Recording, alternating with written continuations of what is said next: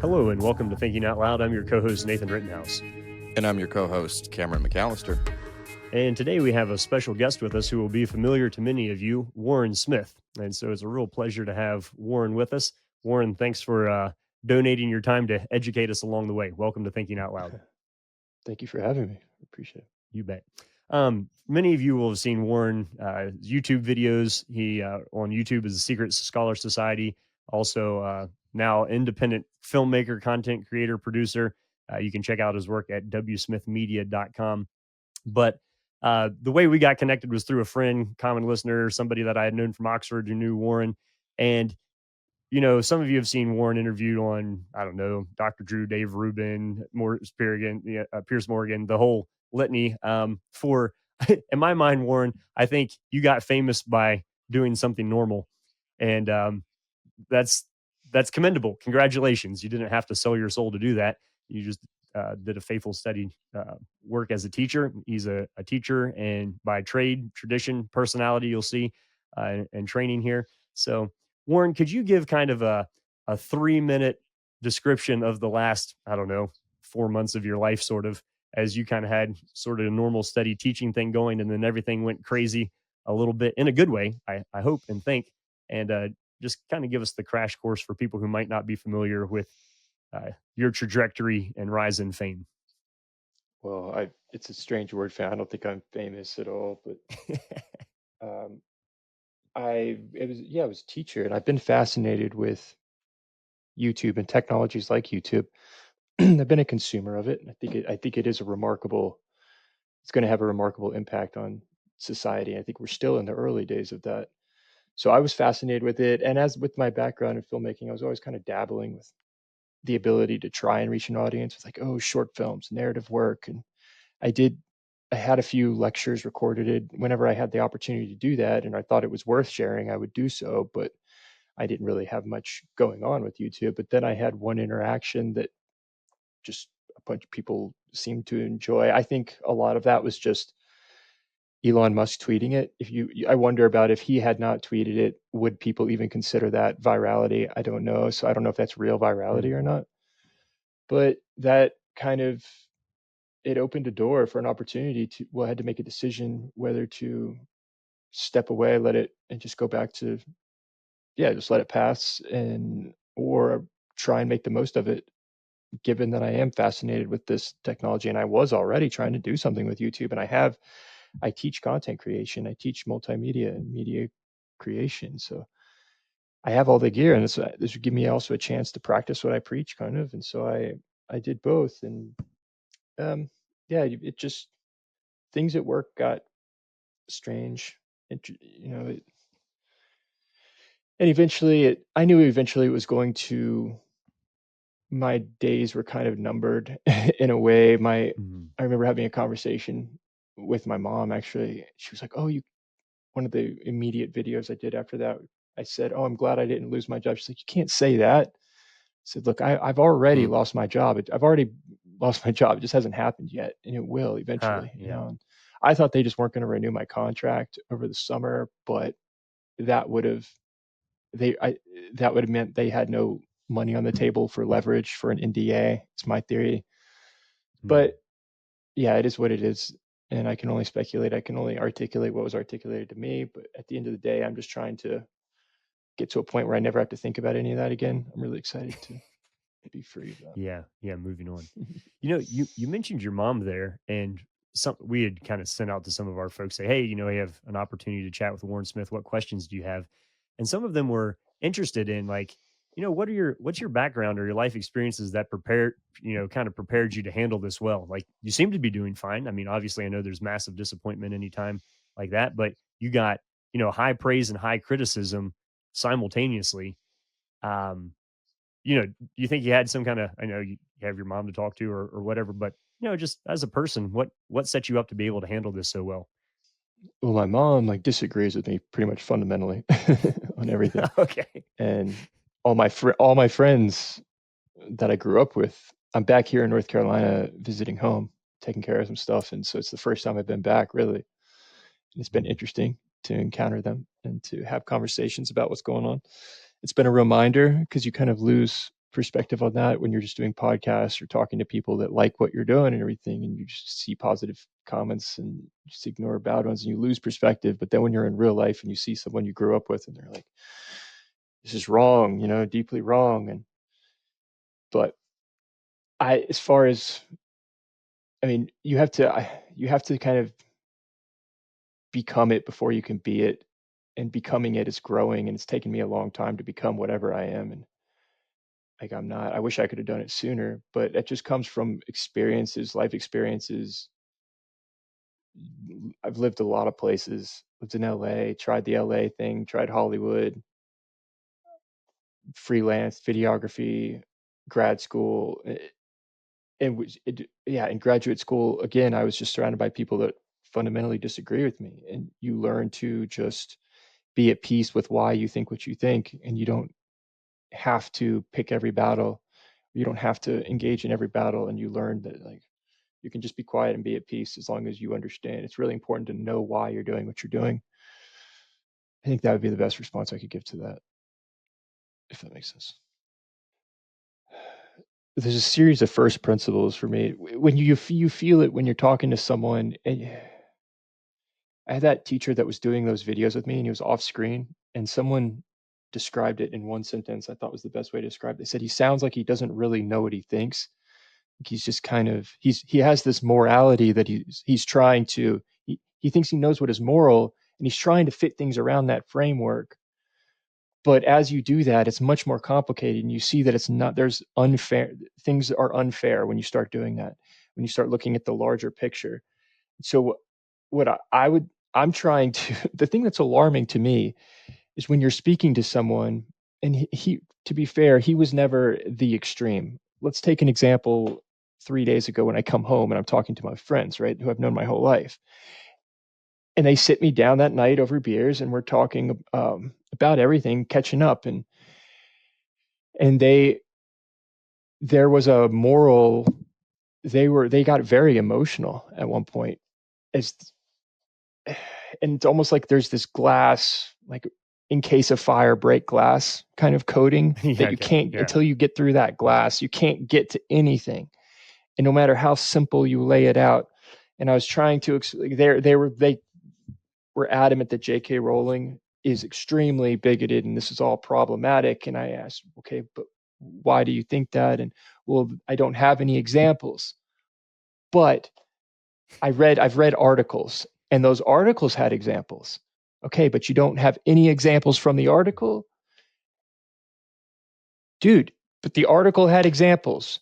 It's like, okay, that's exactly what that student in that video was saying. It's essentially the same argument. Well, I've heard a lot of classmates say it, therefore it must be true.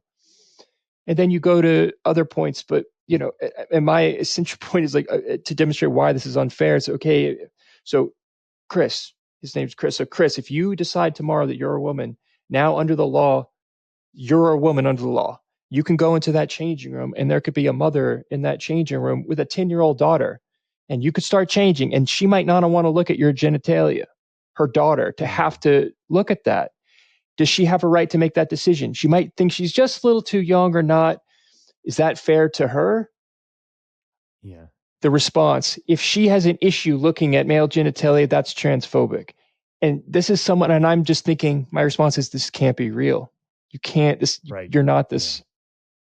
How is this possible? You're not stupid. I know, I've known you your whole life. And that's what it Okay. feels like. So when you ask me, what is my calling? It's more than just one issue. It's trying to break that glass. Because how are we going to exist?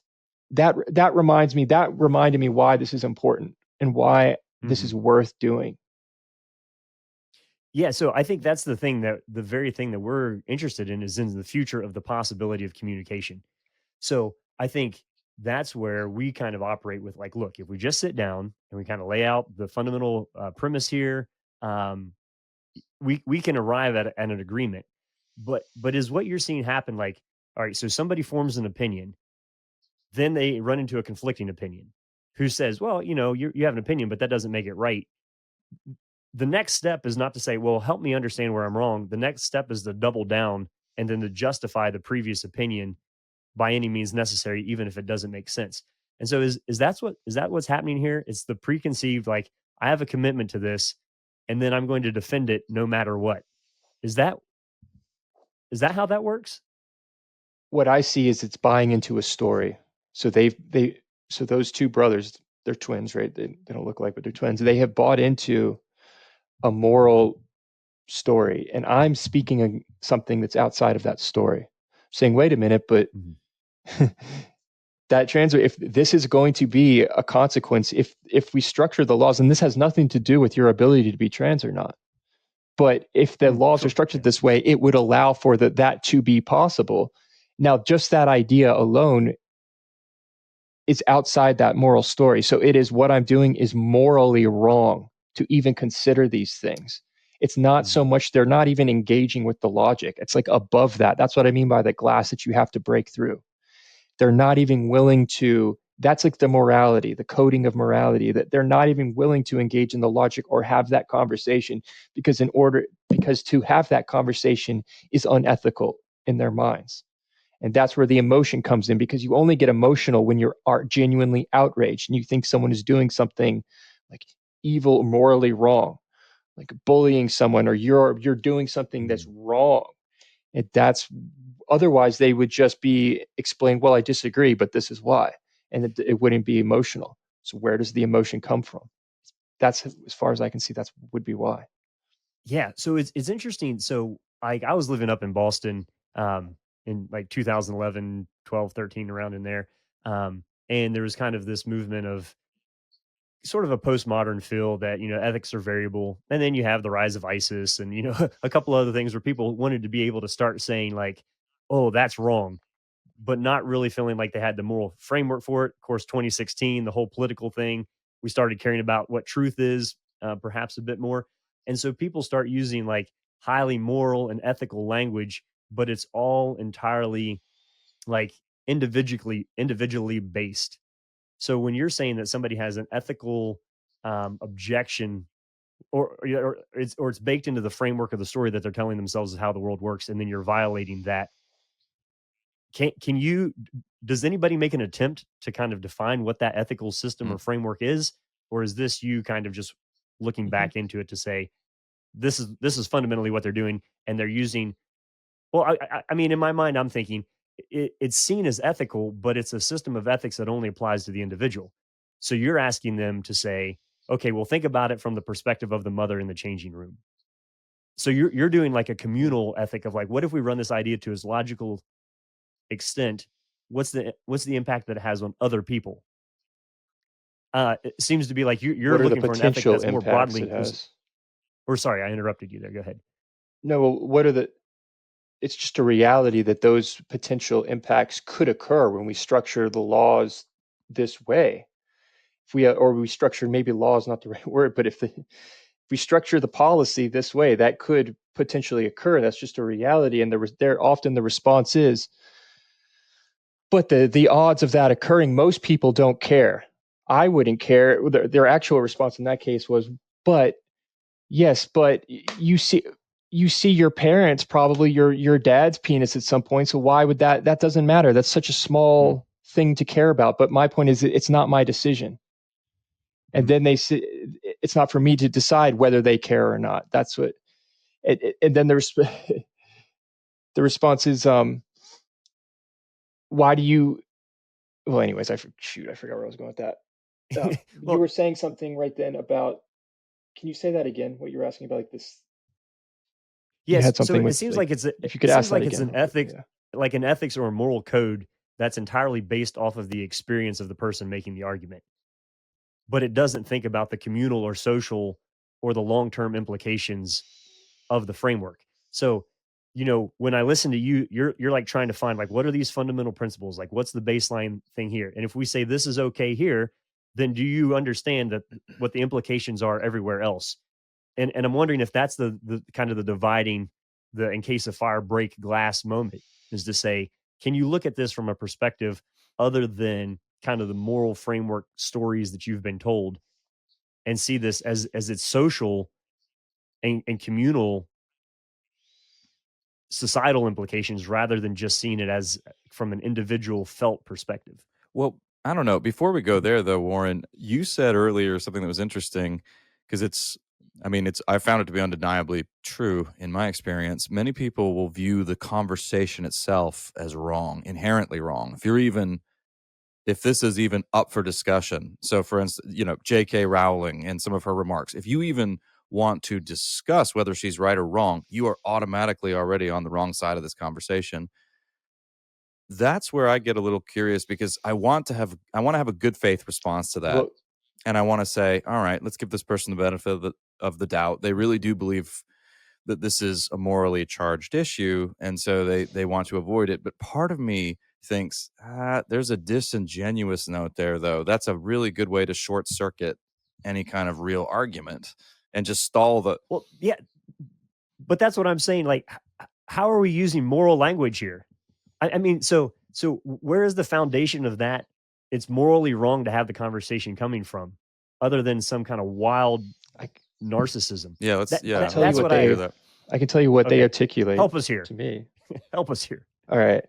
So another guy I was talking to just 2 days ago said, all right, well, but you have to understand that he sets the framework that being a bigot is not so bad. All right, that's just a way to categorize. Like, look, Warren, you have people that you disagree with on unions, and you surely have ways of thinking about them in your mind. So when I say someone's transphobic, you're acting like it's a big deal. It's not a death sentence, was his exact words. My response is, look, when I disagree with someone on unions, that's just a disagreement on economics. That I don't need a label for them. I strive not to do what you're saying, to not group people by what they think and then give them a label. And also, that's not true what you're saying. If you're labeled transphobic, you can have your life ruined. Look, people are using that to wield power and to cancel people. So it's not just an innocent categorization or a way for you to organize your thinking. He then says that, so transphobia is essentially where anything that impedes the progress which he wishes to see in the world for trans people. That's so broad. And I say, but how do you?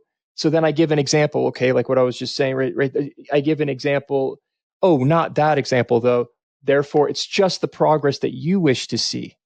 So it's just there's this subjective element of choosing what is problematic. But okay, that's one framework. The other is this is the crazy responses when I'm laying this out, and what we don't need evidence to show that J.K. Rowling's transphobic, because also someone who's transphobic would never actually say anything or do anything transphobic. They wouldn't be that stupid to reveal their cards. This is the argument they're making, which is foolish, because what that leads to is a world where we're just thought policing. So the response is, okay, so you're striving for a world where we do not hold people accountable for what they say and do. We just hold them accountable for what you deduce to be the things that are their motivations that impedes the progress that you wish to see in the world. That's a dangerous game to play. So that's the framework that I have been encountering. So is there a heightened level of frustration for you in that probably you would say, hey, look, I can lay out an ethical, logical framework that would be better for trans people, than just this kind of, there's a sense in which if something is true and equitable and fair and good for society, and that we universally apply this and have some kind of foundation and some, frames of reference where we can have this conversation, that there's no like, work me through. So let's take, I guess, let me get you to speculate on this. So you outline these two frameworks. Where does a culture go where those become the dominant mindset? Like, I'm interested in the future of like robust, productive conversation. Is it possible with those as our guiding principles? Like, what does this look like when I we do run think into its logical conclusion? I don't. What does what look like? Like this So I'm framework that we're saying, like, talking about, or let's say we have a society who totally buys into this idea of the two that you laid out of like, this is how we don't need evidence, and thought policing is okay, and labeling people is not that big of a deal. In my mind, that's so Yeah, I obviously got you. bad that it's hard for me to see it from a different perspective, I guess.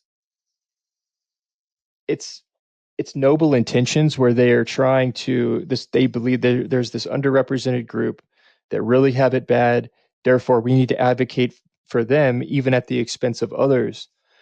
But when we cross this, but that in order to do so, you run into scenarios like what we just provided this example of with the mother and the daughter. Mhm. In order to do that, you're going to run up against a framework that is unfair, that it's going to lead to, like, if Chris can then tomorrow decide that he's a woman and have total legal rights as a woman, so access to all spaces that would be female exclusive, there's going to be people that, because it's where the rubber meets the road, where the laws, it's the legal like implications of this. It's not, and that has nothing to do with your ability to identify any way you want. And so an example would be, okay, well, how do we work this out? And it's similar to the prison conversation. Okay, well, perhaps we have a third bathroom option, because the Mhm. argument you're presenting, and I understand that, is if you are trans and you identify, you might not be uncomfortable in the men's room. So what do we do? Okay, if it's not fair to them and you don't want to be in there, which is your decision, though, perhaps we offer a third option. But to even get to that third option requires a dialogue. The problem is the dialogue itself is what makes you the bigot. That's what J.K. Rowling has been trying to do, is to have the dialogue around these concerns in various areas. And often they'll say, well, there's no evidence to indicate that. The one I got met with was, you're trying to speak on behalf of all women. My response is, really? So the mother and the daughter in the restroom, you're saying that her daughter, that 10-year-old, should have to be exposed to a penis, and if the mother has an issue with that, she's transphobic. That sounds to me like you're the one who's speaking on behalf of women. Oh, right. So Yeah. it's extremely hypocritical. And it just comes from, oh, we must take extreme measure for this victimized group, and I understand that. I think it's really important to understand the nobility of whoever you disagree with. You often have the same. You want a better world. I can recognize the nobility of the intentions, but good intentions can go bad very quickly. So, so how are you gonna? I guess so. Is the film and the your artistic ability, like, is the solution to this just to tell a better story? I mean, that That's a so good question. you so yeah. What's a I mean, is you have a very unique situation that you're in, That's where oftentimes I watch stories being told through film that are deeply captivating, but if I were to break down the syllogism that's being professed there, I would fundamentally disagree with it, even though it's very persuasive, like in the visual sense. You're a filmmaker, producer, storyteller who also deeply cares about the internal consistency and the fundamental applications of the premise underneath and underwriting this. So when I look at you, you're kind of a unicorn there in striving for both of those at the same time. And I don't want to be speaking for you, but that's just what I see looking at you. Am I getting you right here? no, that's interesting that you make that observation, because I do believe there's a power in stories, and power is a word that people shy away from, but not power through tyranny, power through competency, which are two different things. But the world is kind of the series of politics. We see this all the time. Lawyers do this. Like Amber Heard versus Johnny Depp, it was two competing stories. Who can tell the best Mm. story? Yeah, the world is made up of competing stories. The best story wins, but the best stories that are grounded in truth. And there's something about the truth. You can have that debate around that scenario with the bathroom or the change at the locker room, and they will never it because it's just reality. It's not. I'm not trying to persuade. I'm just trying to shine a light on what is already there. If that makes sense, like what you're up against when they have to Mm. twist logic. They're doing all the work. It, because you fundamentally, I don't know how anyone will ever be able to convince me, or anyone can be able to tell a story that is strong enough to convince the world that 10-year-old should have to see a penis and have no issue with it. And if they do have an issue with it, you're a bigot to even think that that's a problem. I don't know how that's going to happen. They seem to think they can do it. Mm. Yeah. Well, you used an important word there, and that is persuasion. And that's something that's so it seems to me that two things are going on in a lot of these conversations. You've got on the one hand a genuine ethical concern for people who are marginalized. And I do so let's grant that's legitimate. But on the other hand, you have tools being wielded straight from critical theory that use language in frankly coercive ways. So it's been set up. The whole framework of many of these conversations, as you've just as you've laid out, Warren, and as you've been on the receiving end of this too, is such that if you even engage in the conversation, you're already compromised. You're already wrong. That's a powerful strategy for silencing your opponents. And I like that you brought up story because it does seem to me, if I'm hearing you correctly, I think you're right that one of the few things that can break through that kind of wall would be a story that is rooted in truth rather than just playing more kind of coercive language games. So, yeah, I guess how do we think creatively about aiming at persuasion rather than control? Because I would see a huge difference between those two. There's, on the one hand, trying to control people, control the narrative, control things so that laws get enacted that, are in service of what I believe, versus actually persuading somebody, not trying to make up their mind for them. Mm. That's harder Well, I work. mean, it in that video, I don't know why it did what it did or why it resonated with people, but I can tell you that working with students, it's way more effective when the student doesn't feel like you are trying to tell them they are wrong, but you're trying Mm, to genuinely, it's unspoken. It's almost like I'm no smarter than you are.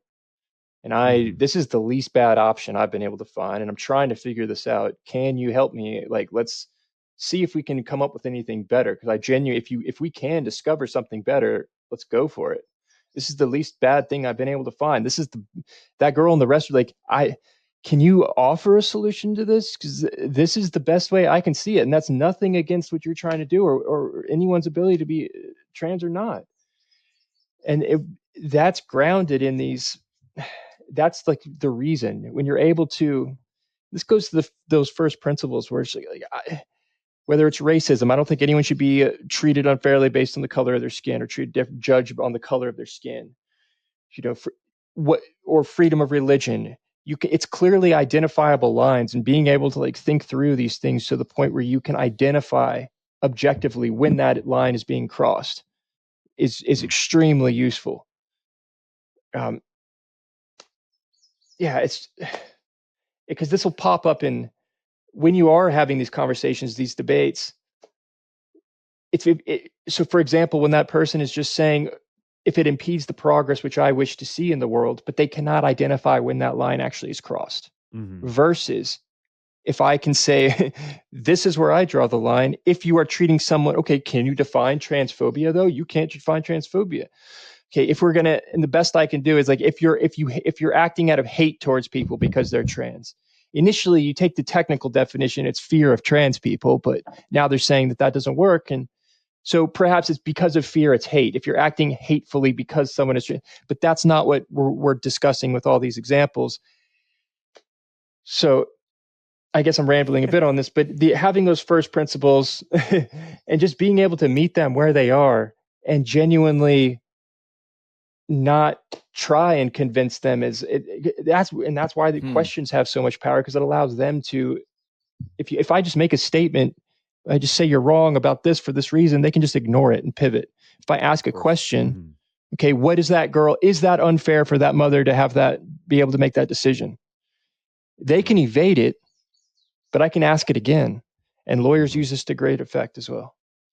Yeah. Yeah, Let me a person Nathan and I admire a lot is a guy named Dallas Willard who taught for over 40 years in the philosophy department of the University of Southern California. And as he got older, he said, "More the older I get, I'm trying less and less to get people to do stuff and to get people to think certain to make them think certain ways. In other words, I want to persuade them. I don't want to push them into something. I don't want to Hmm. try to make their minds up for them. And that's a fundamental act of trust when you do that, when you don't try to rely on some sense of total authority, or you're not trying, you're loosening up the reins. You're not in as much control, but it's a very humble gesture. And if you actually want somebody to make up their own minds, seems to me that that's the way to go. It's just so countercultural Yeah. right now. Can I just touch on something that, like, the word Please, persuade? yeah. Because I would almost like, I don't want to. Because think about, if we're trying to persuade someone, we're just trying to convince them to think what we're thinking. It's more like I'm trying to get them to recognize that first principle and why that is so important. I'm not. I'd say it's almost like it doesn't matter if I can. I'm not trying to persuade. I'm trying to get you to recognize the reality of why this is so important, and it has larger implications. Mhm. Like, I could persuade you to think my way, but that doesn't mean that. I think they're two different things. But I get what you're saying. But Hmm. it. That's Yeah, what I'm I think trying to get Cameron's at. using There's this foundation. yeah, I think Cameron's using persuasion here in the sense that, like, hey, if you could see Hmm. these principles in this way, this would really free you up. Like, I mean, we're followers of a guy Yeah, who I said the get truth what will set you free. It's like once you you. Hmm. I'll give you an example. So last night I have an 11-year-old who's playing my 9-year-old in chess. And then all of a sudden they both think it's their turn. And so an argument breaks out of whose turn is it, and both of them are sure the other one is trying to cheat. Mm. So I'm just sitting in the corner reading a book, and I got to come over and adjudicate this, crisis that's, international conflict that's about to unfold here. So, um, I just say, walk me through the steps. Like, what were the last several moves? And one of them was able to do that, and the other one wasn't. And I said, look, it's pretty clear to me that this is whose turn it is next. Well, the other person was like, oh, I'm quitting. I'm like, no, you're not. Like, stick with it. Like, they're like, but they're wrong. And it's like, but you have no proof of that. And do you see how this looks from my perspective? Mm. And we came to an agreement, and they played the game. And the person who thought they were getting cheated actually won. So at the end, I was like, aren't you glad you stuck with it? But like that worked because there are like think like the like no chess game is the same. Like the diversity is phenomenal, but there are standard rules of like which pieces move in what way and like how turns work. And so I think that seems to be like kind of what you're digging at here, Warren, is to say like, look, there's phenomenal diversity in the way that we can go with ideas and thoughts and build things and discuss and tell stories and all of this. But at the end of the day, like the castle can't move diagonally. Um, and you only reach Yes. freedom when you kind of have those core principles that you can collectively like agree on. And for us, that's like where friendship and community starts, and like the concept of a country even starts to become a possibility where we have it's not trying to restrict anybody's rights or freedom. It's just like let's be consistent in the way that we apply them, and that generates the most freedom. Does that little analogy help Yeah. with what we're You're trying to root at here? absolutely. Yeah, you're absolutely right. Yeah, and it's it's the persuasion like that. I shouldn't say that it's not about persuading. It's almost like, because that's the most effective. Without that foundation below of understanding why the chess moves move this way, because the end result will be persuasion, but persuasion means nothing unless there are these recognizable objective realities beneath it. Hmm. And if we can get down to the point, it's most effective when you can get down to the point with the things that are like, this is not an opinion, right? It's just a reality of, Mhm. if you do this, if you open the law to do this, this will potentially happen. It might only happen 1 out of 100 times, like in the prison system, if you do this. But it's a reality. That's not an opinion. That could possibly happen. And that leads to the ultimate form of persuasion. So it's not that I should reframe this. It's not about avoiding persuasion. It's just, you're absolutely right about the chess analogy. That's great. Well, I'm laughing here because I was remembering a conversation I had with a kid at the Yale Divinity School one time. He had the pop collar and everything, like stereotype of himself, and we were kind of discussing some of these similar concepts. Where I was saying, like, no, there are discoverable fundamental truths about the universe, like I believe in math, not as an opinion, but like I think. And he's like, "Oh, you're so delightfully modern," meaning like pre-postmodern kind of modern. What are people kind of because you're striking me as delightfully modern here, Warren? It's like no, there is like a reality that can be knowable and discovered. Like is that fundamentally what's driving people around you crazy? Are you like an old soul in a young man's body of like, oh no, I believe in math, you know? Is has that been some of your It's experience? strange because a lot of I get what you mean. I don't think a lot of these people that I'm thinking of in my mind, I don't think they're thinking about it as far as postmodernism. I think if you ask them about postmodern, they couldn't tell you what it is. Mm. And like my mom, for example, is an older soul than me, and but it's it's something. I get what you mean, but I think it's more of this story that has been built around this moral framework. And because if you were to ask them, does math exist? The example you're giving, you're right. There are people out there that believe that, but that to me is just mind-boggling. If everything's a social construct, it's So what gives you hope? What are you looking forward to? I mean, you look down some dark alleys here, I'm sure, but what are the glimmers of light? well, I think there's a lot of people out there, I mean, that are concerned about this, and that's been really motivating to be like, maybe I can build something between YouTube and what other platforms there are, then maybe I could reach a point of financial stability or something. Like that's what I'm trying to do, just because I have to right now, and or I have to figure it out. But just being able to grow a YouTube channel around this stuff, it makes I think there are people that are hungry for it because it's such a Hmm. strange time. And just what you were touching on, the fact that there are people out there that question mathematics and objective truth. But also it's never going to go away. I view it as these two dueling. I view it as two dualities that have always existed and always will, and it's going to be more extreme at times, but it's kind of this push and pull. Whether it's kind of, you could discuss it, the left or the right, or capitalism versus what the opposite of capitalism, and various names we have for that. And we've seen this throughout history, and history repeats, and there's a bit of the yin and the yang, and there's night and then there's day, and it's and there is male and female, but it's amazing to look at. I'm fascinated by patterns and how these patterns pop up, but I think they're never going to go away. It's always going to be trying to people eventually have enough, and then it's through dialogue, and we kind of find that, and hopefully we can find somewhere within the middle where we don't destroy ourselves. Hmm. So that gives me hope, to answer your question. I think I don't think we're headed for. I think there's hope. I do. I have I've been hearing a lot of people, given all the recent political discussion and concerns and discussion of, potential World War III and everything. But I do think that what the founding fathers created can withstand this. I think it has Hmm. withstood. Oh, I don't know. I think it's withstood worse. History's Yeah, been pretty the Civil crazy. War was worse. Yeah. Yeah. Yeah, it feels like this is the worst, but I don't think it. I think you can make strong cases, and I think that it's remarkable, this grand experiment, and I think it will make it through it. Hmm. It's good to hear. Yeah, I mean, and we're at the end of the day, I mean, our whole podcast is about current events, and we focus particularly on Christian hope and versions of like the concept of like what are the fundamental principles here that if you embrace these, the chaos can make sense, but you actually have the tools to navigate it.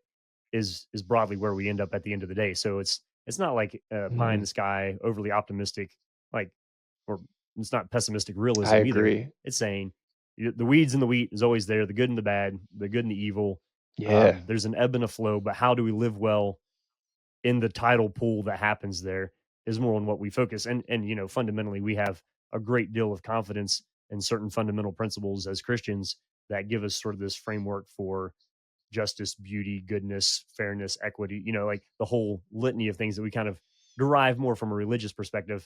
And I have no idea what your background on any of that is, but it's been interesting to me to watch how your Jordan Petersons and Jonathan Haidt and those guys are now using religious language, even if they themselves aren't religious, to try to kind of articulate some of these. Like, have you noticed that, or what's? what's Mhm. we don't want to keep you too long here, but I'd love to get just real quick No, it's fun. This is interesting. your kind of vibe there as far as Yeah, I is religious language becoming a useful tool to tell this story?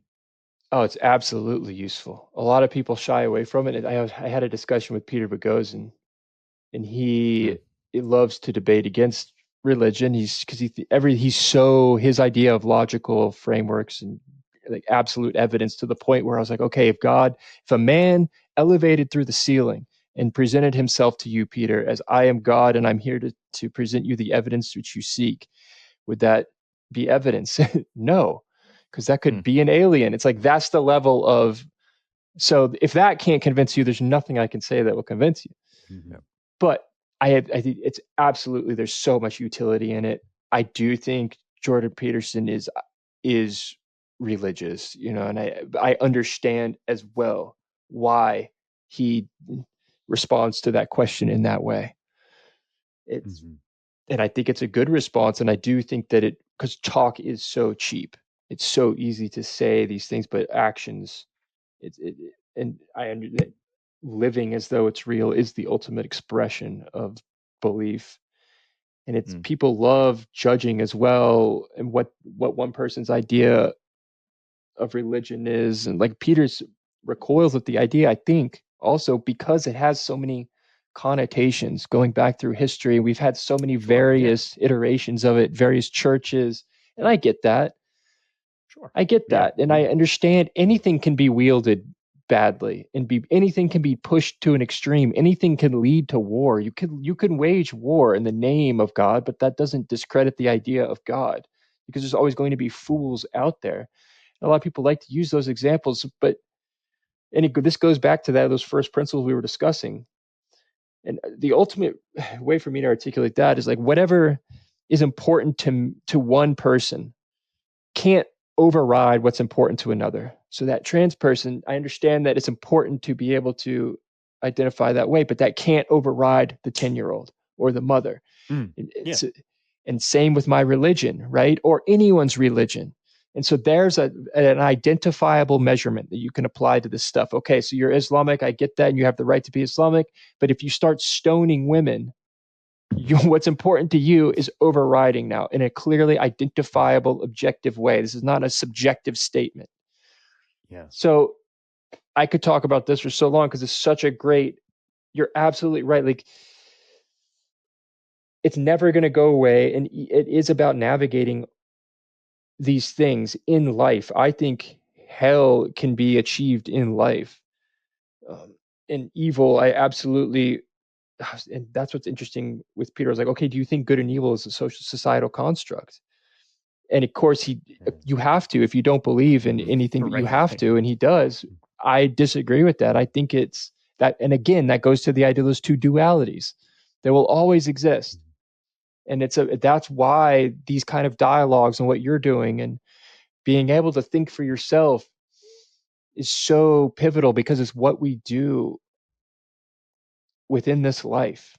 And there's so many lessons to be learned. There's so much wisdom there, and so I would encourage people to not be afraid because of all the connotations and the weight and the wars that have been waged and everything. Be able to find a version of whatever you believe that you can be at peace with quietly and not feel like you need to push it on anyone, or Yeah. if someone you don't need to even defend it verbally, and then you could be I at think, peace. I often say that I'm teaching my kids to eat their cereal with a spoon because I think a spoon is the best utensil for eating cereal. And they may grow up and want to eat their Cheerios with a fork or a butter knife or whatever, but I think at some point they'll come back around to wanting to eat their cereal with a spoon. And so like I'm presenting them this truth as an option that I think is best, and then inviting them to see the world through that, and then to test drive other options against that. So Hmm. that's And that's kind of essential as a our father too. That's different as well. It's yeah. so as a father, it's absolutely essential. I think like that's when I say I don't wear it on my sleeve, I just don't. People often use it as though that makes them. It's similar to that story, that virtuous story that I was encountering when I was having the conversation with those people. It's like they're just using it to be part of this story, a larger narrative. perhaps it just makes them feel good and everything. But so I don't mean to categorize that. Like, it's absolutely essential as a father that you do what you think is best and let them make their decisions. Yeah. But on the flip side, as a nation, like we hold these truths to be self-evident that all men are created equal. That is not self-evident at all. Like, I mean, that is a ridiculous statement. You have to you have to have a fairly deeply embedded religious collective subconscious to make a statement like that. Now, we've been Mhm. terrible That's at a good point. actualizing that. It's an ideal that we're shooting for. And so I think that's, again, that's one of those fundamental principles that if I believe that that is true, then that is actually the best news for the person who disagrees with me, because I've adopted that principle. That means that the way that I think about my trans or Muslim neighbor or whoever else, my other ideological other, is still predicated on this idea of, but I think I have a better reason for treating them equally than they have a reason for treating me equally. And so therein lies the invitation, I guess, um, as we push forward in Hmm. these things. So that's where we find Hmm. ourselves. That's interesting. I think that's insightful. Yeah. But it seems Well, like you're yeah, help us tie this up, Cameron. So everybody's probably already at work, or hopefully you're sitting in your car riveted to this conversation. Um, but we'll make sure we leave links to where you can find more stuff from Warren at the end. But Cameron, can you put the icing on this cake? yeah, you likely finished your coffee or tea long ago, listener. But yeah, thanks for tracking with us or trying to track with us on this conversation with Warren Smith. Warren, thank you so much for joining us. This has been Yeah, thanks so much. fascinating and a real pleasure Oh, for thank us. you. Thank you. I hope I But didn't yeah. ramble too much. I'm like, I should have eaten before this. I don't do as well. We're professional Not at all, ramblers, not at so all. people are used to We this. we are professional. That's what we do. But no, and obviously very interesting issues. And our hope, as always, is just to get the wheels turning and to invite you to think along with us here as well. So likely themes we will return to. Please keep an eye on Warren Smith. We're going to link to his YouTube channel and all of his information in the show notes. You'll definitely want to subscribe and check out his work. He's obviously a very interesting and honest voice, and a lot has happened to him recently. So we encourage you to follow his work as well. We've certainly benefited from it. So thanks again, Warren. And you've been listening to Thinking Out Loud, a podcast where we think out loud about current events and Christian hope. Thanks for listening to Thinking Out Loud. If you'd like to learn more about what we do, book Nathan or Cameron, or if you'd like to support us financially, whether through a one-time donation or on a monthly basis, you can do so on the donate page at www.toltogether.com. That's toltogether.com. And please consider leaving us a 5-star rating and sharing this content with your friends. It really does help.